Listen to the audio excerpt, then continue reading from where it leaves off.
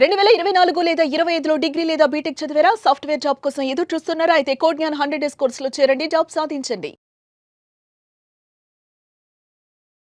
నమస్తే, welcome to Suman TV. నేను మీ anchor Sri. So futuristic lab on wheels, especially దీని గురించి మాట్లాడాలి అంటే ఇప్పుడు ప్రజెంట్ మనం చూస్తే టెక్నాలజీయే ప్రపంచం మొత్తాన్ని నడిపిస్తుంది అని చెప్పొచ్చు. ఆ టెక్నాలజీ ఎస్పెషల్లీ చిన్నప్పటి నుంచే చిన్నపిల్లలకి అర్థం కావాలి అన్న ఉద్దేశంతో ఎస్పెషల్లీ మారుమూల గ్రామంలో ఉన్న స్టూడెంట్స్ అందరికీ కూడా ఒక ఎడ్యుకేషన్ అవేర్నెస్ క్రియేట్ చేస్తూ లాంచ్ చేసిన బస్సే futuristic lab on wheels. So అసలు ఈ బస్ని స్టార్ట్ చేయడానికి గల కారణాలు ఏంటి? ఈ ఐడియా ఎలా జనరేట్ అయింది? ఒక ఆంటర్‌ప్రీనియర్ జర్నీగా మార్చుకోవాలి అన్న థాట్ ఎలా వచ్చింది? వీటన్నిటి గురించి ఇన్ డీటెయిల్గా ఈ రోజు మనతో మాట్లాడడానికి మధులాష గారు ఉన్నారు. వారిని అడిగి తెలుసుకుందాం. హలో అండి. నమస్తే అండి. హలో. యా, ఎలా ఉన్నారు? చాలా బాగున్నాను. మీరు ఎలా ఉన్నారు? Good thank you. అండ్ బేసిక్గా ఫ్యూచరిస్టిక్ ల్యాబ్ ఆన్ వీల్స్ ఏదైతే బస్ చూడడం జరిగిందో పిల్లలందరూ కూడా చాలా ఇంట్రెస్టింగ్గా అసలు రోబోటిక్స్ అంటూ ఇలా రకరకాలుగా ఆ బస్సులు మనమైతే చూస్తూ ఉన్నాం. ఆ బస్ని అలా డిజైన్ చేయాలి అన్న ఆలోచన ఎందుకు వచ్చింది? బేసికలీ నేను చాలా చోట్ల చెప్పానండి. నేను ఏంటంటే ఒక గవర్నమెంట్ స్కూల్ నుంచి వచ్చాను అనమాట. అంటే నా స్కూలింగ్ మొత్తం ఒక గవర్నమెంట్ స్కూల్లోనే జరిగింది. చిన్నప్పటి నుంచి ఎందుకో తెలీదు, చాలా పరిస్థితుల వల్ల నాకు ఎలక్ట్రానిక్స్ అంటే చాలా ఇష్టం అనమాట. అంటే అప్పట్లో దాన్ని రోబోటిక్స్ అంటారు, ఎలక్ట్రానిక్స్ అంటారు అన్నది కూడా తెలీదు. జనరల్లీ చాలామంది పిల్లలు వాళ్ళకి ఏంటంటే బ్యాటరీస్తో కానీ లైట్స్తో కానీ ఎలా అయితే ఆడుకుంటారో నాకు అలా ఆడుకోవాలంటే చాలా ఇష్టం అనమాట. అలా వాటితో ఆడుకుంటూ కొత్త ప్రయోగాలు చేయడం స్టార్ట్ చేశాను. సో దాని తర్వాత స్కూల్లో నాకు చాలా ఎంకరేజ్మెంట్ వచ్చింది. లైక్ స్కూల్ టీచర్లు నన్ను వేరే కాంపిటీషన్స్కి తీసుకెళ్ళడం, అట్లా స్టేట్ లెవెల్, నేషనల్ లెవెల్ చాలా కాంపిటీషన్స్కి వెళ్ళాను అనమాట.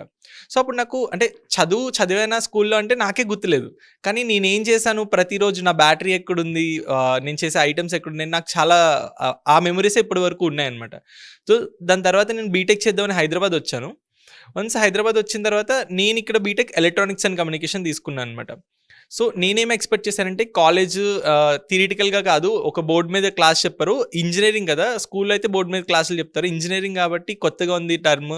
ఎలక్ట్రానిక్స్ అంటే నేను ఈసీ చేశాను అనమాట. ఎలక్ట్రానిక్స్ అంటే వాళ్ళందరూ ఒక బెంచ్ మీద ఈ ఎలక్ట్రానిక్స్ అన్ని వేసి మనకి రోజు చేపిస్తూ ఉంటారు, మనం అవి చేస్తా నేర్చుకోవచ్చు అని చెప్పి అనుకున్నాను అనమాట. రియాలిటీకి వచ్చేప్పటికి అంటే అదేం లేదనమాట. నేను అలా చూస్తా ఫస్ట్ 6 months అయిపోయింది, ఫస్ట్ సెమిస్టర్ అయిపోయింది. దాని తర్వాత చాలా బాధపడ్డాను.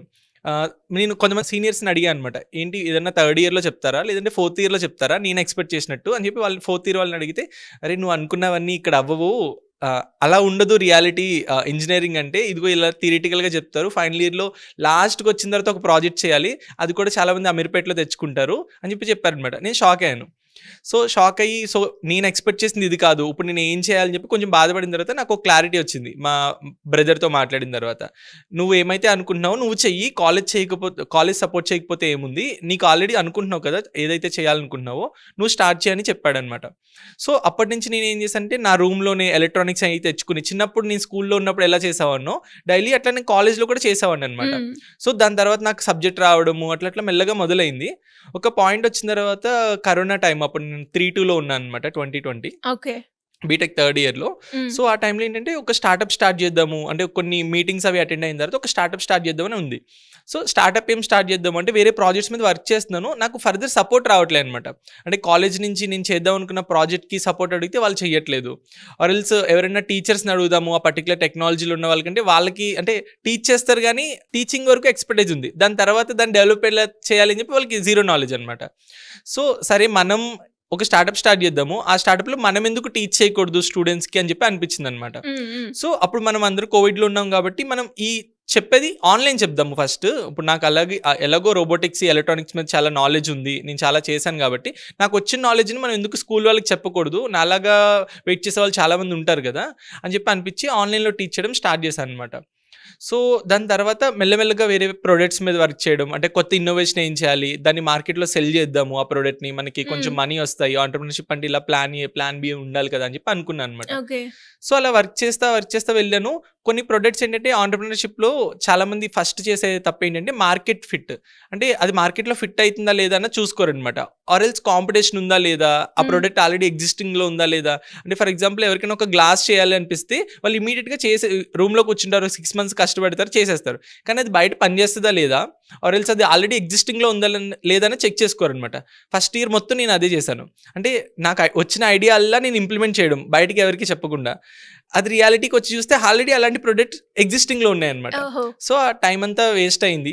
సో మనం కొత్తగా చేద్దాము అంటే మళ్ళీ ప్రొడక్ట్స్ మీద ఎందుకు ఫోకస్ చేయడము, అసలు మన ఎక్స్పర్టైజ్ ఏంటి, ఈ ఎడ్యుకేషన్లో మన స్టూడెంట్స్ ఫీడ్బ్యాక్ ఆల్రెడీ చూసాము, వాళ్ళు ప్రాజెక్ట్ చేసి పంపిస్తున్నారు, నాకు హ్యాపీనెస్ ఇక్కడే తగ్గుతుంది, దీన్ని మనం ఎందుకు కెరియర్ పాత్గా మనం చూస్ చేసుకోకూడదు అనిపించింది అనమాట 2021లో. సో అప్పుడు ఇట్లా ఎడోధ్వజ అని ఒక కంపెనీ స్టార్ట్ చేద్దాము. అది కాన్సెప్ట్ ల్యాబ్ ఆన్ వీల్స్ అనమాట.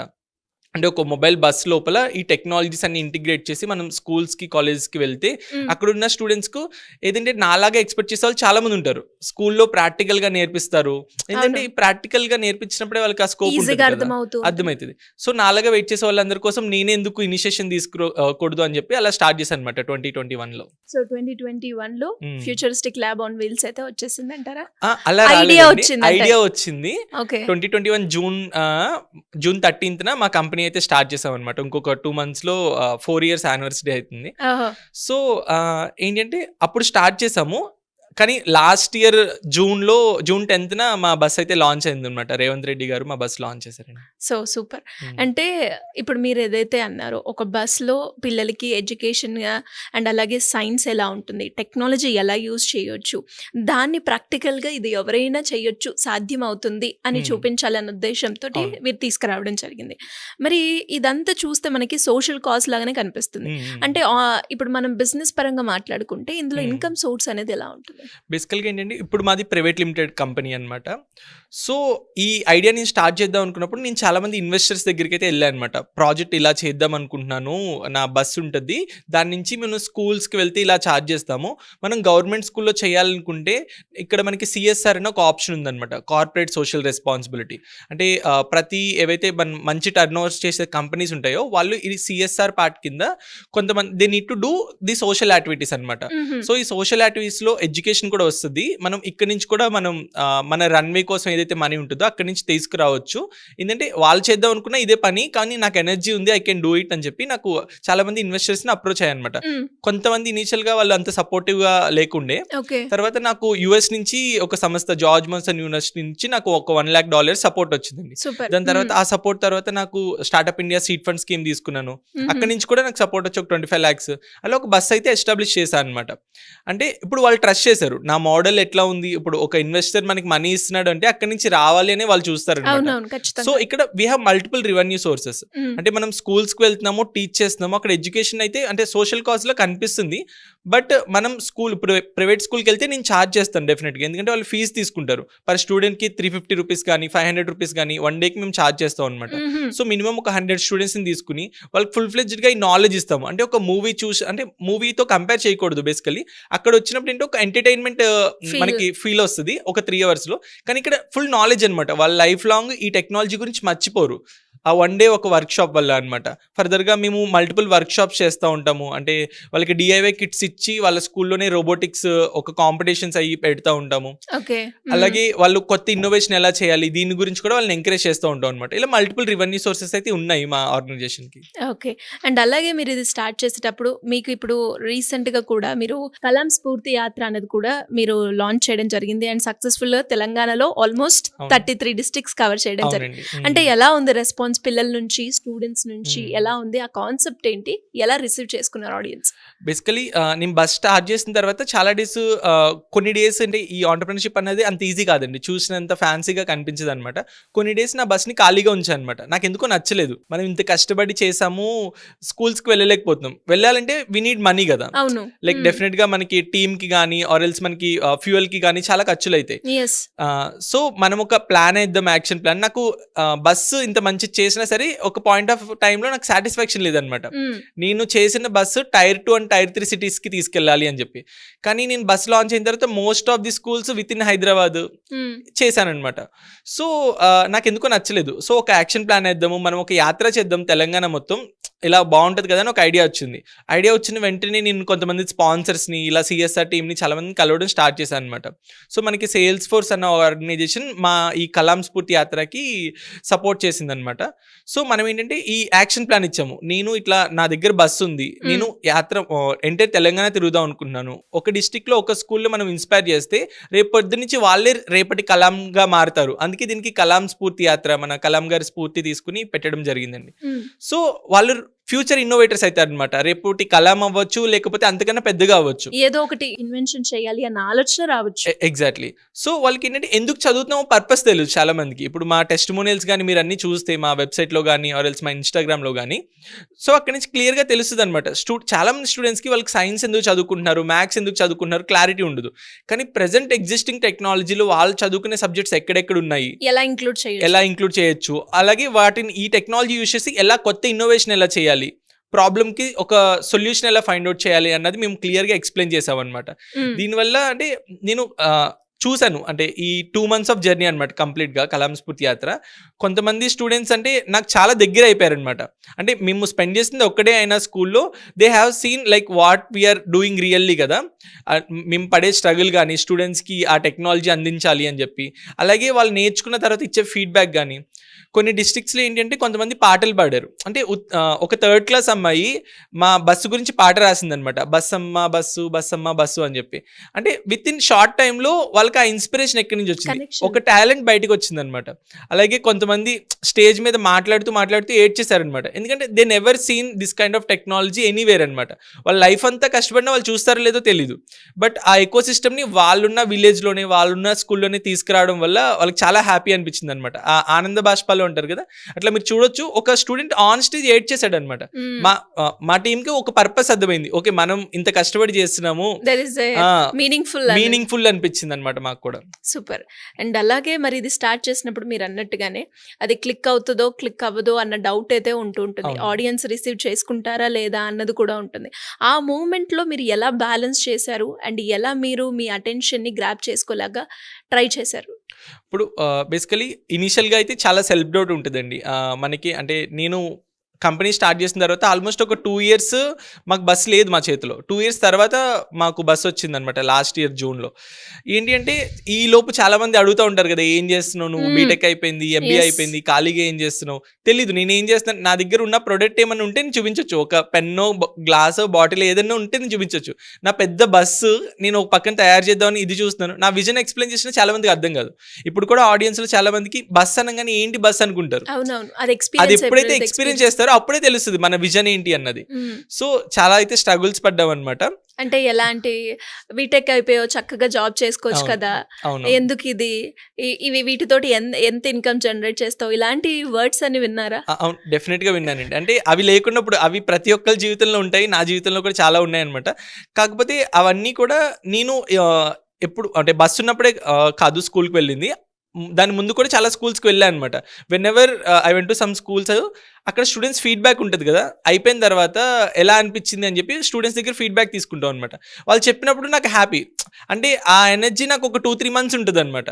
అంటే వాళ్ళు ఎలా అనిపిస్తుంది, మేము చెప్పే టెక్నాలజీ కానీ మా వర్క్షాప్ గురించి కానీ వాళ్ళ టెస్టిమోనియల్స్ విన్న తర్వాత మాకు చాలా హ్యాపీ అనిపిస్తుంది. ఆ ఎనర్జీ వల్ల అంటే ఈ పక్కన వాళ్ళన్న మాటలు ఏవి గుర్తుండవు అనమాట మాకు బేసికలీ. ఓకే. అండ్ అలాగే మరి ఒక స్టూడెంట్ అంతలా సబ్జెక్ట్ అర్థమైంది అంటే దాని వెనకాల చాలా అంటే చెప్పే విధానం కావచ్చు, లేదంటే అవి చూసినప్పుడు అంత ఈజీగా ఒక స్టూడెంట్ మనకి అంత ఈజీగా కనెక్ట్ అవ్వరు. అలా కనెక్ట్ అవ్వడానికి మీరేం చేశారండి? బేసికలీ నాకు చాలా టైం దొరికింది. కంపెనీ స్టార్ట్ చేసిన తర్వాత బస్ రావడానికి ఆల్మోస్ట్ 2.5 years నాకు టైం ఉందన్నమాట. ఈ 2.5 years నేను రీసెర్చ్ అనమాట. ప్రతిరోజు రీసెర్చ్ చేస్తూ ఉంటాను. ఒక స్టూడెంట్ బస్సులోకి వస్తే మనల్ని మర్చిపోకుండా ఎలా ఉంటాడు అంటే, నేను బస్సులో పెట్టిన 16 టెక్నాలజీస్ అనమాట. అంటే ఇప్పుడు జనరలీ మనం ఒక ఫుల్ మీల్స్ తింటే మీకేమో బిర్యానీ నచ్చుతుంది, నాకేమో లాస్ట్లో పెట్టిన స్వీట్ నచ్చుతుంది. సో ఈ టెక్నాలజీస్లో ఒక్కొక్క స్టూడెంట్కి ఒక్కొక్కలా ఉంటుంది ఐడియాలజీ. సో వాళ్ళకి ఏం నచ్చుతుంది, ఒక కేటగిరీ పీపుల్కి ఎలా నచ్చుతుంది, అసలు నచ్చకుండా ఎవరు దిగరు అనమాట. ఏదో ఒక ఐటెంలో దే హ్యావ్ సీన్ సంథింగ్, ఇది నా లైఫ్, నేను దీని నుంచి ఏదైనా ఇన్నోవేట్ చేయాలి అనుకునేలాగా ఈ డిఫరెంట్ టెక్నాలజీస్ని ఒకటే బస్సులో పెట్టి, అలాగే వాళ్ళ లోపలికి వస్తున్నప్పుడు మీరు ఆల్రెడీ బస్ చూసారు, ఆ కలర్ కాంబినేషన్స్ కానీ అంటే పిల్లల్ని అట్రాక్ట్ చేసే కలర్స్ అనమాట. అలాగే ఆ స్పేస్ కానీ అంటే వాళ్ళకి కంజెస్టెడ్ అనిపించకూడదు. ఇప్పుడు మనం ఆర్టీసీ బస్సులోకి వెళ్ళినా లేకపోతే ట్రావెల్స్ బస్సులోకి వెళ్ళినా అక్కడ కూర్చోడానికి కొంచెం కంజెస్టెడ్ అనిపిస్తుంది. కానీ ఇక్కడ ఒక 3 members నుంచున్నా సరే వీ హ్యావ్ ద స్పేస్ అనమాట. అలా ఫ్రీగా ఉండి ఆ టెంపరేచర్ కానీ కూలింగ్ ప్రతి దాని మీద వర్క్ చేసాం అనమాట. ఈవెన్ మీరు చూస్తే మన బస్సెస్ సోలార్, అంటే మేము ఇన్ ఫ్యూచర్ ఏవైతే ప్రాబ్లమ్స్ ఫేస్ చేస్తామో స్టూడెంట్ లోపలికి వచ్చి ఏమి ఇమాజిన్ చేసుకుంటాడు, వాడు happy mood or else innovation mood, ఈ రెండు తప్ప వేరే మూడ్లోకి వెళ్ళకూడదు అన్న దాంతో 2.5 years ఆల్మోస్ట్ ఈ రీసెర్చ్ మీద అయితే టైం స్పెండ్ చేశాను అనమాట. గ్రేట్. అంటే రీసెర్చ్ వెనకాల బస్ సైకాలజీ ఉంది అని అవును, అనొచ్చు. అంటే అవునండి. ఎలా ఉండాలి, ఎలా డిజైన్ చేయాలి, ఎలా డిజైన్ చేస్తే కంఫర్ట్ ఉంటుంది అని. అవునండి. అండ్ ఇదొక్కటి మీరు ఒక్కరే చేశారా, లేదంటే మీతో పాటు ఇంకా ఎవరైనా పార్ట్నర్స్? అంటే టీం ఉందండి. పార్ట్నర్ అంటే నా ఆర్గనైజేషన్ నేను మా సిస్టర్ కలిపి పెట్టాం అనమాట. షీఈ్ ఏ ఫార్మడీ డాక్టర్ అనమాట, మన కాకినాడలో చేస్తున్నారు. సో కానీ షీ ఇంటూ అదర్స్ వేరే స్ట్రీమ్లో ఉన్నారు తను, కానీ నేనే నా ఆర్గనైజేషన్ రన్ చేస్తాను. కానీ టీం అయితే ఉందండి, టీమ్ ఎఫర్ట్ కూడా ఉంది. అంటే ఐడియాలజీ నాదైనా సరే ఒక సెట్ అయిన ఆస్పెక్ట్స్లో కొంతమంది బస్ డిజైనింగ్లో వర్క్ చేస్తారు, కొంతమంది ఏంటంటే ఏమైనా రీసెర్చ్ చేసేటప్పుడు ప్రతిదీ అంత రీసెర్చ్ నేను చేయాలంటే కష్టము. కానీ నేను ఒక ఐడియా ఇచ్చి టీంని పెట్టి వాళ్ళ చేత నేను చేయించడం అట్లా అయితే జరిగిందండి. సూపర్. అండ్ ఇప్పటి వరకు ఈ 4 yearsలో అంటే ఒక పిల్లల్ని మీరు ఏదైతే అన్నారో, ఒక నాకు సాటిస్ఫాక్షన్ ఉంది పిల్లల నుంచి వచ్చే ఫీడ్బ్యాక్ నుంచి అని అన్నారు. అండ్ అలాగే పేరెంట్స్ వైపు నుంచి కూడా మనం మాట్లాడుకుంటే ఇదంతా నువ్వు చేస్తున్నావు బాగానే ఉంది, నెక్స్ట్ ఏంటి, ఎలా ఉంటుంది నీ కెరియర్ ఏంటి అంటే, మనం బిజినెస్ పరంగా దీని గురించి మాట్లాడుతుంటే ఎంతవరకు నువ్వు ఇందులో మనీ జనరేట్ చేస్తావు అన్న క్వశ్చన్ కూడా వాళ్ళ దగ్గర నుంచి వస్తూ ఉంటుంది. మా పేరెంట్స్ అండి, వేరే వాళ్ళ పేరెంట్స్ జనరల్ మీ పేరెంట్స్ అయినా అంటే Okay. మన పాయింట్ ఆఫ్ వ్యూలో మనం మనీ సోర్స్ అనేది క్రియేట్ అవును. చేయడం చాలా ఇంపార్టెంట్ కాబట్టి, అవునండి. అంటే ఎలా ఉంటుంది ఇందులో మనకి? బేసికలీ ఏంటంటే మనీ కూడా ప్రతి ఒక్కరికి ఇంపార్టెంటే అనమాట. కానీ నా primary objective impact, secondary money అన్నది నేను అనుకుంటున్నాను నా లైఫ్లో. ఏంటంటే ఇప్పుడు చాలా మంది ఉంటారండి మనకి సపోర్ట్ చేయడానికి. అంటే నేను ఒక ఎకో సిస్టమ్ని క్రియేట్ చేద్దాము. ఆ ఎకో సిస్టమ్ ఏంటంటే సెల్ఫ్ సస్టైన్గా వెళ్ళిపోవాలి. అంటే మన పాకెట్లో నుంచి మనీ కాదు, దానికి మనీ అదే జనరేట్ చేసుకోవాలి అన్న ఒక కాన్సెప్ట్ ఉందన్నమాట నాకు. ఫర్ ఎగ్జాంపుల్ నేను గవర్నమెంట్ స్కూల్లో చేద్దాము అనుకుంటే, లైక్ చాలా మంది ఎన్ఆర్ఐస్ కానీ వీళ్ళు యూఎస్లో సెటిల్ అయిన వాళ్ళందరూ కూడా ఒక గవర్నమెంట్ స్కూల్ నుంచి వచ్చిన వాళ్ళే.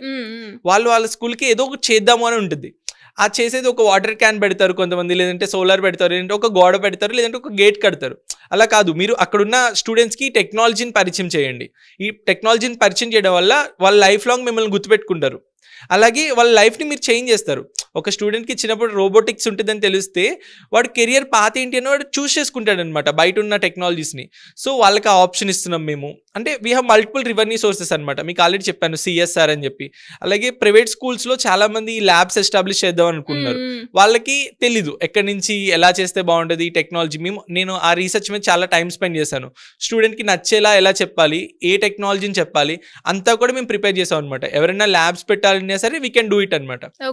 అలా మాకు మల్టిపుల్ రెవెన్యూ సోర్సెస్ లో ఈ ఆర్గనైజేషన్ అయితే రన్ చేస్తున్నాం అన్నమాట ప్రెసెంట్. అండ్ అలాగే టెక్నాలజీ ఆల్మోస్ట్ 16 టైప్స్ ఉన్నాయన్నారు. ఏంటేంటి అండి అవి? బేసికలీ మనకి robotics, IoT, 3D printing, hologram, hoverboard, static electricity, ఇలా డిఫరెంట్ అనమాట ఒక్కొక్క సెగ్మెంట్లో. మళ్ళీ రోబోటిక్స్లోకి వచ్చేప్పటికి మనకి ఒక 30 to 50 ప్రాజెక్ట్స్ ఉంటాయి. ఐఓటీలో ఒక 15 ప్రాజెక్ట్స్ ఉంటాయి. అట్లా ఒక్కొక్క టెక్నాలజీలో మల్టిపుల్ ప్రాజెక్ట్స్ అనమాట. అంటే స్టూడెంట్స్కి ఇంకా ఉన్నాయా అంటే ఒక దాని తర్వాత ఇంకొకటి, అంటే వాళ్ళు అలసిపోకూడదు. అలాగే నేను కాలేజెస్ కూడా వెళ్తున్నాను అని చెప్పాను కదా. అంటే నాట్ ఓన్లీ స్కూల్ లెవెల్, ఇప్పుడు టెక్నాలజీ అంటేనే కాలేజ్, బీటెక్ అంటారు, అందుకే బ్యాచిలర్స్ ఆఫ్ టెక్నాలజీ. కానీ కాలేజెస్లో లేదు అది. సో ఆ బీటెక్ వాళ్ళకి కావాల్సిన టెక్నాలజీస్ కూడా పెట్టాను అనమాట. కానీ వెన్ ఎవర్ నేను స్కూల్కి వెళ్తున్నప్పుడు డిఫరెంట్గా చెప్తాను, కాలేజ్కి వెళ్తున్నప్పుడు డిఫరెంట్గా చెప్తాను. వాళ్ళకి తగ్గట్టుగా ఈ టెక్నాలజీస్ని ముందుకు తీసుకొచ్చి వాళ్ళకైతే ఎక్స్ప్లెయిన్ చేస్తాం అనమాట. ఓకే. అండ్ అలాగే టెక్నాలజీ అంటే ఇప్పుడు ప్రపంచం మొత్తాన్ని టెక్నాలజీ నడిపిస్తుంది అని చెప్పొచ్చు. అండ్ అలాగే ఇప్పుడు ఎవరైతే స్టూడెంట్స్ బస్ ఎక్స్పీరియన్స్ అయిపోయిన తర్వాత మీరు చెప్పే దాంట్లో బాగా ఏ టెక్నాలజీకి బాగా కనెక్ట్ అయ్యారండి? Like most of the people అయితే రోబోటిక్స్కి ఇంట్రెస్ట్ అనిపిస్తుంది అనమాట. ఎందుకంటే నేను కూడా నా చిన్నప్పటి నుంచి రోబోటిక్స్ అంటే నాకు ఇంట్రెస్ట్. అలాగే ఇప్పుడు వర్చువల్ రియాలిటీ అని చెప్పి మనం విఆర్ హెడ్సెట్ అది యూజ్ చేస్తున్నాం, అది కూడా చాలా మందికి ఇంట్రెస్ట్ అనిపిస్తుంది. కొంతమందికి ఏంటంటే ఈ 3D ప్రింటింగ్, మీరు మన బస్సులో 3D ప్రింటర్స్ చూసారు, అవి ఏంటంటే మన ర్యాపిడ్ ప్రోటోటైపింగ్ అనమాట. ఇన్స్టెంట్గా ఎలాంటి ఆబ్జెక్ట్ అయినా మీరు క్రియేట్ చేసుకోవచ్చు. వాళ్ళు ఏంటంటే అలాంటి ఒక టెక్నాలజీ, అంటే అది ఒక దేవుడి ఇచ్చిన ఒక ఇన్వెన్షన్లా అనిపిస్తుంది అనమాట. అంటే మన కళ్ళ ముందే విత్ ఇన్ 10 minutes ఒక ప్రొడక్ట్ వస్తుంది అంటే అది చాలా ఈ యుగంలో అదొక అద్భుతమనే చెప్పాలి. సో వాళ్ళు చూసేప్పటికి ఓకే దీన్ని యూజ్ చేసుకుని మనం ఏమైనా కొత్తగా క్రియేట్ చేయొచ్చు, అది ఇంకా వాళ్ళ మైండ్లో ఉండిపోతుంది అనమాట. ఇలా మెయిన్గా ఈ 3 టెక్నాలజీస్ గురించి అయితే బాగా ఆలోచిస్తూ ఉంటారు. ఓకే. అండ్ మీరు చెప్పడం జరిగింది, ఎప్పుడైతే నేను స్కూల్ విజిట్ చేశానో అక్కడ చాలామంది వాళ్ళ టాలెంట్ని బయటకు తీసుకురావాలి, ఆల్రెడీ కొంతమంది కూడా ఎక్స్ప్లోర్ కూడా చేశారు వాళ్ళ టాలెంట్ ఏదైతే ఉందో with in short period of టైంలో అని. అంటే ఏ రకంగా మనము ఈ బస్ వల్ల స్టూడెంట్కి ఇంపాక్ట్ క్రియేట్ చేయడమే కాకుండా వాళ్ళలో ఉన్న ఆలోచనని క్రియేట్ చేయడానికి ఉపయోగపడుతుందంటారు? అవునండి. ఇప్పుడు జనరల్లీ ఏమైతదంటే మన స్కూల్లో, కాలేజ్‌లో గానీ, స్కూల్లో గానీ ఒక ప్యాటర్న్ నడుస్తుంది. ఎగ్జామ్‌లో నీకు 100కి 100 మార్క్స్ వస్తే నువ్వు టాపరు. నీకు 90 మార్క్స్ వస్తే నువ్వు ఇది కొంచెం తక్కువైనయి. లేదంటే నీకు 35 మార్క్సే వస్తే నువ్వు జస్ట్ పాస్ అయితున్నావు, నువ్వు ఇంకా వేస్ట్. అంటే అదే చేస్తున్నారనమాట. పేరెంట్స్ గానీ, టీచర్స్ గానీ ఇదే చేస్తున్నారు. కానీ ఇప్పుడు ఇది కొత్త టెక్నాలజీ. ఆ 90 మార్క్స్ వచ్చిన స్టూడెంట్ ఒకలాగానే చూస్తాడు, 35 మార్క్స్ వచ్చిన స్టూడెంట్ ఒకలాగానే చూస్తాడు. ఇప్పుడు వీళ్ళ టాలెంట్ ఏంటని తెలుస్తుంది. నేను రోబోటిక్స్ మీరు యూజ్ చేసి ఇలా చేయొచ్చు, మీకు ఏమైనా ఐడియాస్ ఉన్నాయని వాళ్ళని క్వశ్చన్ అడుగుతాను నేను. అడిగినప్పుడు 35 మార్క్స్ ఉన్న స్టూడెంట్ ఒక ఆన్సర్ చెప్తాడు, 90 మార్క్స్ ఉన్న స్టూడెంట్ ఒక ఆన్సర్ చెప్తాడు. మేము అక్కడ వాళ్ళని జడ్జ్ చేయట్లేదు. కానీ మార్క్స్ వల్ల నేను అడిగిన క్వశ్చన్ కి ఇంపాక్ట్ ఉండదు. వాళ్ళ ఐడియాలజీ, వాళ్ళ థింకింగ్ అన్నది ఇన్నోవేటివ్ గా వెళ్తుందా లేదా. మేబీ 35 మార్క్స్ ఉన్న స్టూడెంటే ఇంకా బాగా చెప్పొచ్చు కొత్త ఐడియాస్. నాకు చాలా మంది అలాగే కనిపిస్తారు. ఎందుకంటే వాళ్ళకి ఓన్లీ థియరిటికల్ గా చదవడం ఇష్టం ఉండదు అనమాట. ఇలా ప్రాక్టికల్ గా చెప్తే మేము అసలు 100 ఏంటన్నా మాకు 1000 పెట్టినా మేము రాస్తాము అని చెప్పేవాళ్ళు ఉంటారనమాట. సో ఇట్లా డిఫరెంట్ గా ఉంటుందండి ఆ సెక్షన్ మొత్తం. ఓకే. అండ్ మీ టీం అందరూ ఎంతమంది ఉంటారండి మీ టీం మొత్తం? ఇప్పుడు మనం స్పెషల్ గా కలాం స్ఫూర్తి యాత్రలో అయితే మేము 10 మెంబర్స్ టీమ్ అయితే ట్రావెల్ చేసాం అనమాట. Entire 33 districts. ప్రెసెంట్ అయితే మేము ఒక ఫుల్ టైం ఒక 8 పీపుల్ ఉన్నాము. అలాగే ఎప్పుడు కూడా మేము కొత్త ఇన్నోవేషన్స్ మీద వర్క్ చేస్తూ ఉంటాం. అంటే బస్సులో ఏం కొత్తగా పెట్టొచ్చు, అలాగే మనం ఏమైనా కొత్త ప్రాజెక్ట్స్ చేసి స్టూడెంట్ కి ఇవ్వచ్చా. అలాగే కొంతమంది స్టూడెంట్స్ కూడా అప్రోచ్ అవుతూ ఉంటారు నన్ను ఇన్స్టాగ్రామ్ లో గానీ, అన్న నాకు ఇలా చేద్దామని ఉంది, నాకు ఏమైనా హెల్ప్ చేస్తావా అని చెప్పి. అలాంటి ప్రాజెక్ట్స్ కూడా నేను బీటెక్ వాళ్ళని కొంతమందికి ఇంటర్న్షిప్స్ ఇచ్చి వీళ్ళకి హెల్ప్ చేయించడము, అలాగే నాకు కొత్త ఇన్నోవేషన్స్ బస్సులో పెడదాం అనేది, నాకున్న ఐడియాస్ ని కొత్తగా ఇంప్లిమెంట్ చేయించడానికి వాళ్ళకి ఇంటర్న్షిప్స్ ఇచ్చి అలా కూడా చేపిస్తాం అనమాట. ఒక 25 ఇంటర్న్స్ వాళ్ళు కూడా ఉంటారు ఇప్పుడు. గ్రేట్. అంటే ఇప్పుడు పిల్లల నుంచి కూడా అంటే మీరు అన్నట్టుగానే 35-90 అన్నప్పుడు ఐడియాలజీ డిఫరెంట్ ఉంటుంది, క్రియేటివిటీ లెవెల్ డిఫరెంట్ ఉంటుంది. కాబట్టి అంటే వాళ్ళు చేసిన ఇన్నోవేషన్స్ ఏమైనా ఉన్నాయో మన బస్సులో? ఉన్నాయండి. మన బస్సులో మీరు లాస్ట్ లో చూస్తే స్టూడెంట్స్ ఇన్నోవేషన్ జోన్ అని ఒకటి పెట్టామన్నమాట. అంటే మనం డిఫరెంట్ స్కూల్స్కి వెళ్తాం కదా, అక్కడికి వెళ్ళినప్పుడు ఒక school student 7th class student ఒక ప్రాజెక్ట్ చేస్తాడు, 8th క్లాస్ వాళ్ళు ఒకటి చేస్తారు. ఈ స్కూల్లో వాళ్ళకి ఏంటంటే తనే గొప్ప. కానీ నేను వేరే స్కూల్కి వెళ్ళినప్పుడు ఈ ప్రాజెక్ట్ అక్కడ నా బస్సులో ఎగ్జిబిట్ చేయడం వల్ల వేరే వాళ్ళకి కూడా ఒక ఇన్స్పిరేషన్ వస్తుంది. అందుకే నా జోన్ అయితే క్రియేట్ చేశాను. అలా మనకి చాలా ప్రాజెక్ట్స్ ఉన్నాయన్నమాట. నేను వరంగల్, ఎస్పెషల్గా మనం కలాం స్ఫూర్తి యాత్ర గురించి చెప్పాలంటే వరంగల్ డిస్టిక్లో హనుమకొండ అనుకుంటా, అక్కడికి వెళ్ళినప్పుడు ఏంటంటే ఒక స్టూడెంట్ నాకు ఒక కార్ తీసుకుని వచ్చాడు. అన్న ఇట్లా సెల్ఫ్ ఛార్జింగ్ కార్, అంటే మనకి ఎలాన్ మస్క్ కార్ ఉంటుంది కదా టెస్లా, అలా నేను చేద్దాం అనుకుంటున్నాను అని చెప్పాడు. నేను ఒక ఆల్మోస్ట్ ఒక క్లాస్ చెప్పడం ఆపి మా టీం వాళ్ళకి అప్పచెప్పి ఒక ½ అవర్ తనతో టైం స్పెండ్ చేశాను అనమాట. ఓకే దీన్ని ఇలా చేద్దాం అనుకుంటే ఇలా ఇంప్రూవ్మెంట్స్ అని చెప్పి. వితిన్ ఒక 3 days తర్వాత మనకి సైన్స్ ఫేర్ ఉందన్నమాట. I mean national science day ఉంది February 28న.